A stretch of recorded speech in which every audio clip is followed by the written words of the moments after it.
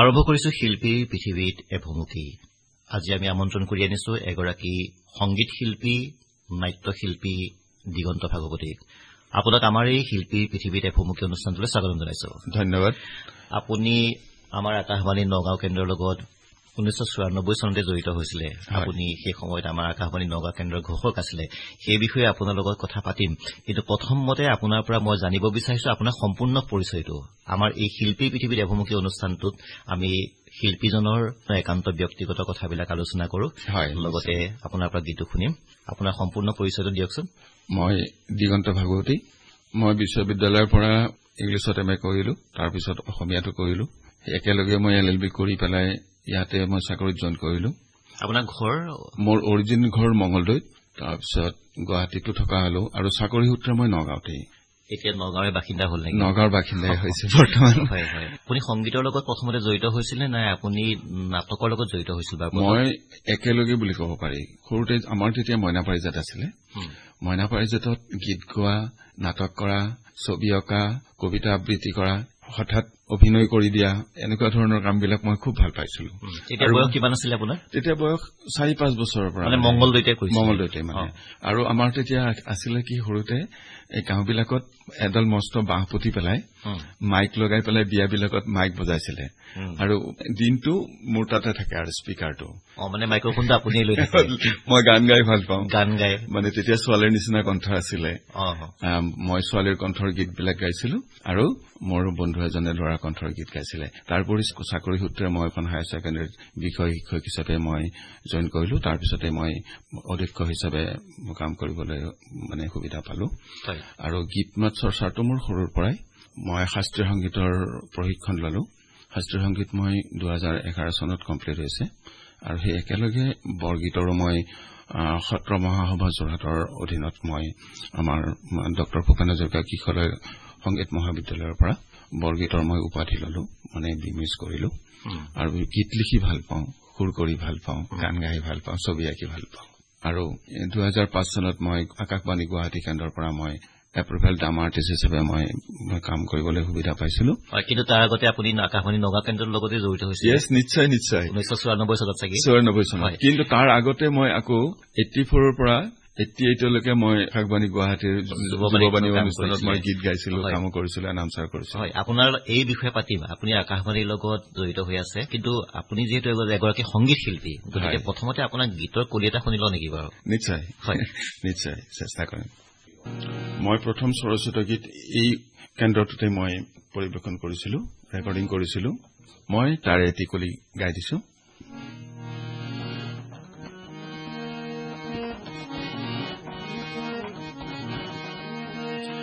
হে ন পূজাৰী জ্ঞানৰ প্ৰহৰী, তোমাক জনালো স্বাগতম। হবে মিলি আজি তোমাকে যাচিলো, হবে মিলি আজি তোমাকে যাচিলো, মাথো এধানি মৰম, ও এয়া আমাৰি ধৰম। হে ন পূজাৰী প্ৰজ্ঞা প্ৰহৰী, তোমাক জনালো স্বাগতম, তোমাক জনালো স্বাগতম, স্বাগতম, স্বাগতম, স্বাগতম।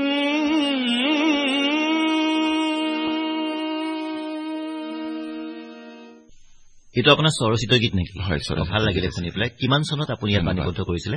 এইটো মই 1995 চনৰ নৱেম্বৰ মাহত। তেতিয়া আমাৰ কেন্দ্ৰযোগে বাজিছিলে। হয়, বাজিছিলে।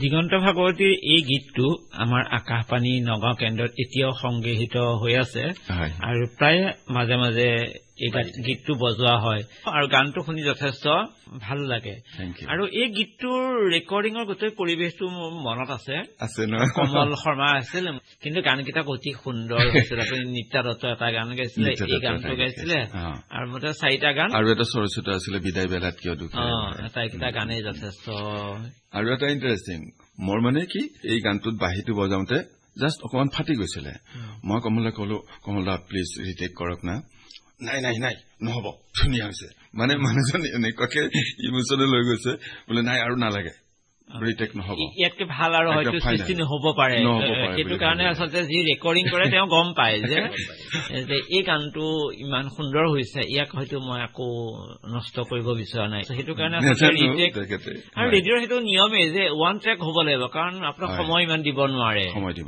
কাৰণ আপোনাৰ দৰে বহুত শিল্পী থাকে ইজনৰ পিছত সিজন আমাৰ ষ্টুডিঅ' বুকিং হৈ থাকে তাৰপিছত আপুনি বাৰু সংগীতৰ চৰ্চাটো কি কৰিলে সংগীতৰ চৰ্চাটো মানে চাকৰিৰ দায়িত্বত থকাৰ পিছতো মই সংগীতৰ চৰ্চাটো মই এৰিব পৰা নাই মই নেৰো সংগীতেই মোৰ সংগী হিচাপে মই ৰাখিছো আৰু সংগীতে জীৱন ধাৰণৰ এটা শৈলীত মানে এটা মানে প্ৰণালীবদ্ধভাৱে মানে সংগীতে যাবলৈ শিকায় তাৰমানে হয় হয় আমি সংগীতৰ কথা আৰু অকণ বিশ্বজিতে পাতিব মই অকণ ৰেডিঅ'ৰ কথালৈকে আহিছো আমাৰ কাইলৈ আমাৰ ৰেডিঅ' প্ৰতিষ্ঠা দিৱস যিহেতু 30 সংখ্যক এইবাৰ 30 সংখ্যক প্ৰতিষ্ঠা দিৱস 23 ফেব্ৰুৱাৰী আপুনি আমাৰ যেতিয়া আকাশবাণী কেন্দ্ৰৰ প্ৰথম ঘোষক আছিলে তেতিয়াও মই আছিলো মোৰ মনত আছে যে আপুনি যেতিয়া আমাৰ আজি পোৱাটো তেতিয়া আমাৰ আজি সন্ধিয়া বুলি আছিল সন্ধিয়া আছিল আৰু তাত আমাৰ গ্ৰামোফোন ৰেকৰ্ডৰ বৰ অভাৱ আছিল কিন্তু এখন গ্ৰামোফোন ৰেকৰ্ড বজাওঁতে এদিন মোক দ্বিতীয় অফিচাৰে কলে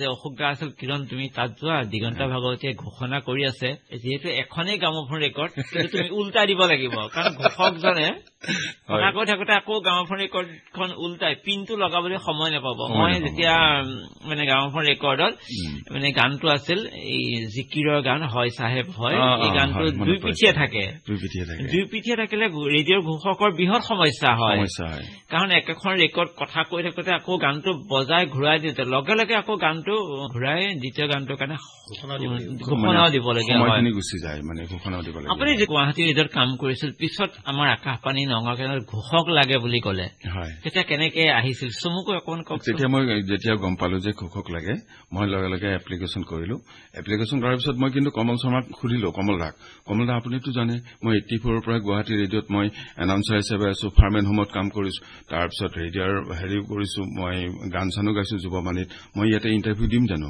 লয় নহব তুমি যতে কৰিলো ইয়াতে মই ইণ্টাৰভিউ লমেই মই ইণ্টাৰভিউ নিয়ম এনেই মই কৈছিলো আৰু কমলদাক ধেমালিতে তাৰপিছত নহয় বোলে তুমি ইণ্টাৰভিউ দিবই লাগিব তাৰপিছত ইণ্টাৰভিউ দিওঁতে আমাৰ তেতিয়া 7জন চিলেকশ্যন হৈছিলে প্ৰথমবাৰ 7জন চিলেকশ্যনত মোৰ মাত্ৰ নীলাক্ষী চাংঘাগতিৰ মনত আছে মোৰ নামটো দীপা বৰা পিছত আছিলে আমাৰ পিছৰ বেটছত তাৰমানে ইনাগুৰেশ্যন হয় তেতিয়া মিউনিচিপালিটিৰ মাইক কণ্টেইনো মানে চাউণ্ড হেৰিবিলাক চবতে কানেকশ্যন কৰি দিছে আমি যেনেকে নিউজ শুনো ৰেডিঅ'ৰ নিউজটো যে আমি গোটেই মিউনিচিপালিটিত মানে মাইকত লগাই দিছে তেতিয়া আমাৰ পাব্লিচিটি অফিচৰ পৰা কৰিছিল পাব্লিচিটি অফিচৰ পৰা হয় জনসংযোগ বিভাগৰ পৰা তেতিয়া নীলাক্ষী চাংঘাগতি আৰু মোৰ ভইচ প্ৰথম গৈছিলে এই কেন্দ্ৰৰ পৰা সেইটো এটা মোৰ বৰ মধুৰ স্মৃতি মোৰ ভাল লাগে তেতিয়াৰ দিনত এতিয়া বহুত পৰিৱৰ্তন হ'ল এতিয়াতো কম্পিউটাৰ হ'ল ঘোষকৰ আজিকালি খুব বহা পাই গোটেই কাম হয় তেতিয়া কিন্তু চিটুৱেশ্যনটো কেনেকুৱা আছিল অকণ স্কুল বজাব লাগে ৰেকৰ্ড বজাব লাগে তেতিয়া চিটুৱেশ্যনটো বহুত সাংঘাতিক আছিল চব মেনুৱেল আছিলে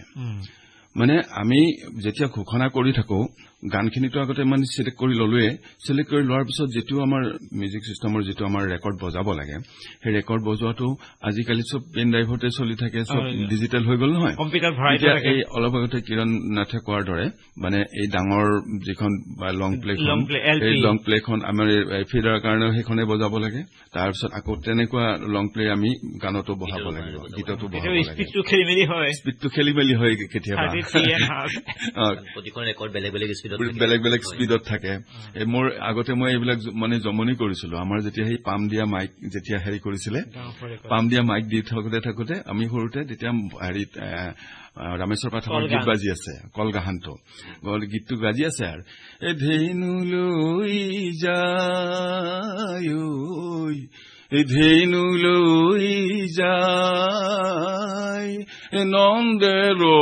কণয় স্পীডটো মানে আপুনি কমাই দিছে তাৰপিছত চিঞৰি থাকো এই ধৰ্ম এই পাম দে সেইবিলাক স্মৃতি কিন্তু খুব ভাল লাগে পাম দে ধৰ্ম আহি পাম দিলে কমি গল পাম দিয়াৰ লগে লগে এই যাকো দেখা হিতে লাগি হবে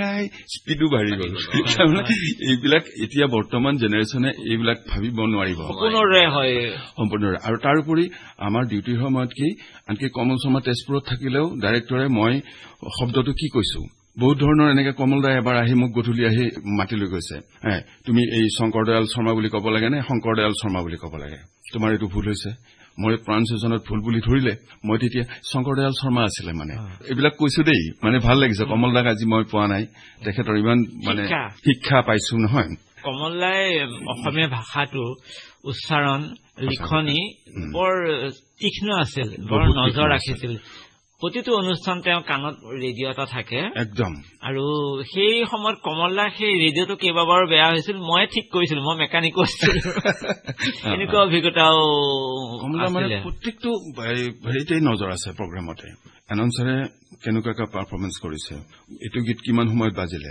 মাজত আধুনিক গীত বজাই থাকোতে মাজত ঘোষকে কিবা পাৰফৰ্মেন্স বেয়া কৰিছে নেকি সময় ভেৰি কৰিছে নেকি এই প্ৰত্যেকটো কথাই নজৰ দিছে ক্ষেত্ৰতে জ্ঞান আছে আচলতে প্ৰত্যেকটো ক্ষেত্ৰতে জ্ঞান আছিলে সংগীত এনাউন্সমেন্ট আপোনালোকে যেতিয়া ৰেডিঅ'ত ঘোষণা কৰিবলৈ আছে তেতিয়া আমাৰ আবেলি 4:28 চিগনেচাৰ টিউন বাজিছিল আৰু আবেলি বেলাই অনুষ্ঠান চলিছিল আৰু তেতিয়া আহি পেলাই গ্ৰামোফোন ৰেকৰ্ড বাচিব লাগে স্কুল থাকে গতিকে বহুতখিনি কাম আপোনালোকে কৰিবলগীয়া হৈছিল তেতিয়া আপোনালোকে বাৰু কেতিয়াবা দেৰিকে আহিছিল নে বা কেনেকে সময় মেইনটেইন কৰিছিল মই এই কথাটো আচৰিত কথা মই সপোনতো দেখো এতিয়া এবাৰ মোৰ অলপ দেৰি হৈছিলে ডিউটি আছিল বেলেগৰ মোক লগে লগে ঠিক আধা ঘণ্টা আগত মোক ফোন কৰিছে মানে তেওঁ আহি নাপালে তেওঁৰ আহি নাপোৱাৰ কাৰণে কি কয় লেণ্ড ফোন মই একদম কেনেকে জুৰিয়াৰ পৰা আহি দৌৰা দৌৰিকে মই আহিছো আহোঁতে মোৰ 5 মিনিট মান 6 মিনিট দেৰি হৈছিলে সেইখিনি ফিলাৰ বজাই আছিলে সেইখিনি সময়ত তাৰমানে কিবা এটা ডিষ্টাৰ্ব হৈছে বুলি বা এনেকুৱা ধৰণৰ এটা হেৰি কৰা তেনেকুৱা হৈছে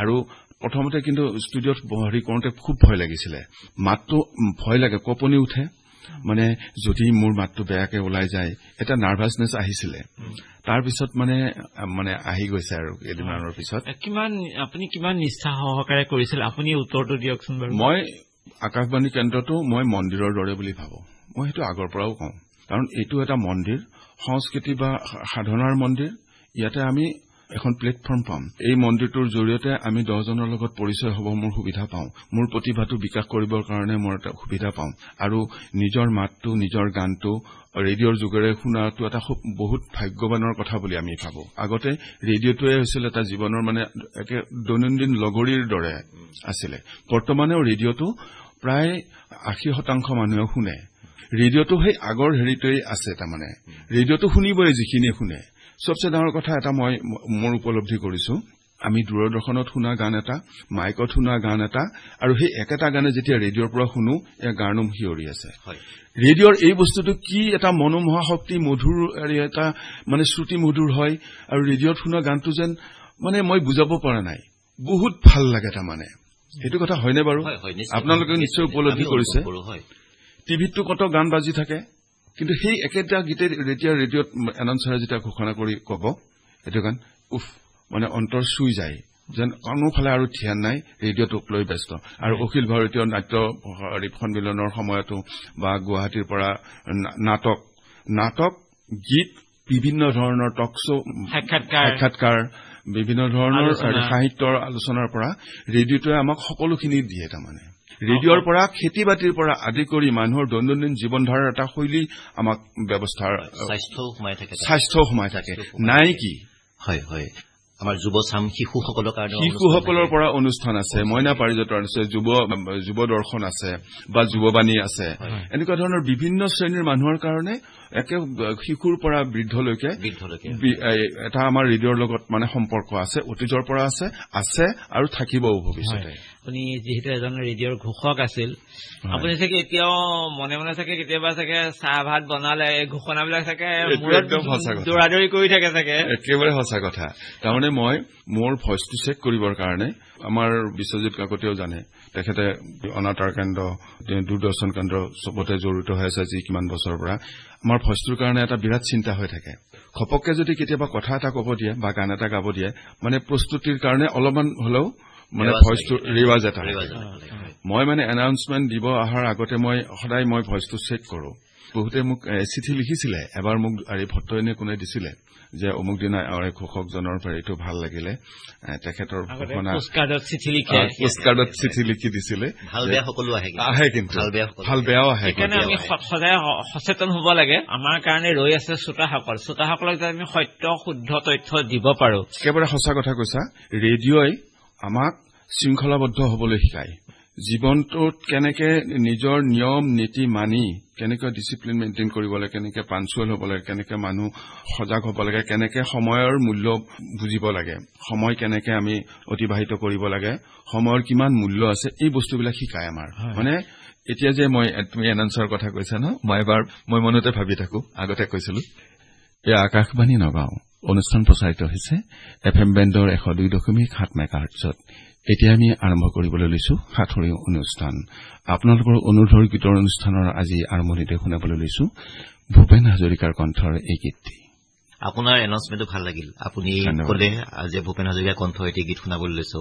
মই আশা কৰো আপুনি যদি ভূপেন হাজৰিকাৰ গীত নিজে গাই দিয়ে ঠিক আছে, ভাল লাগিব। হ'ব।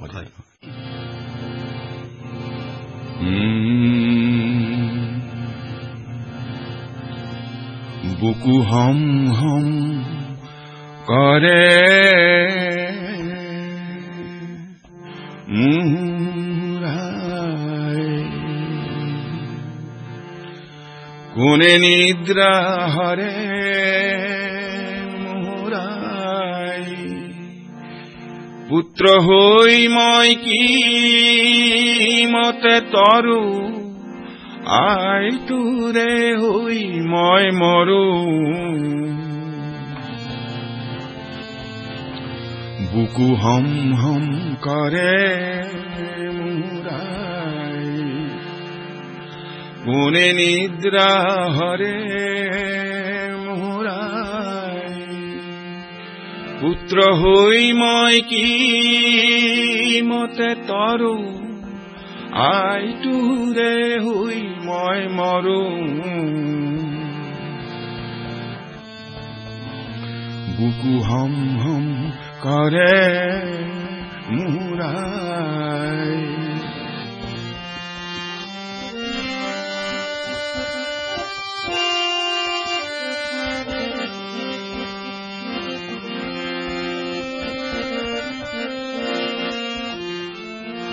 দেখরে চন্দ্রমা কালেন্ধারে আবরে, অগণি কালিকা দেহ রন্ধ্রে রন্ধ্রে সরে, বুকু হম হম করে মুরাই।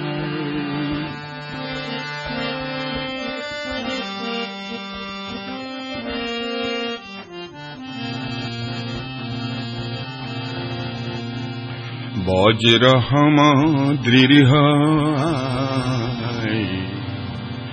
চৌপাশরে চৌপাশরে গর্ভিদিম কিঞ্চিতু নাই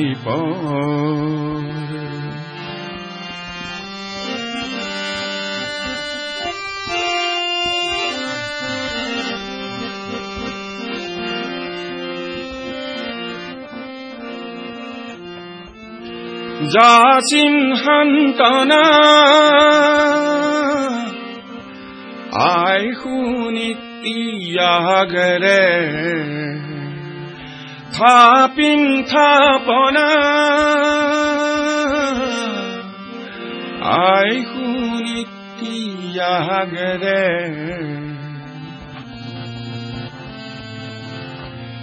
বুকু হম হম কৰে মুৰাই।